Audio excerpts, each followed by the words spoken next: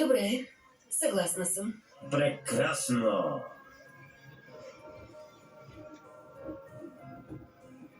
Ще ви се обадим. Гавин, До скоро.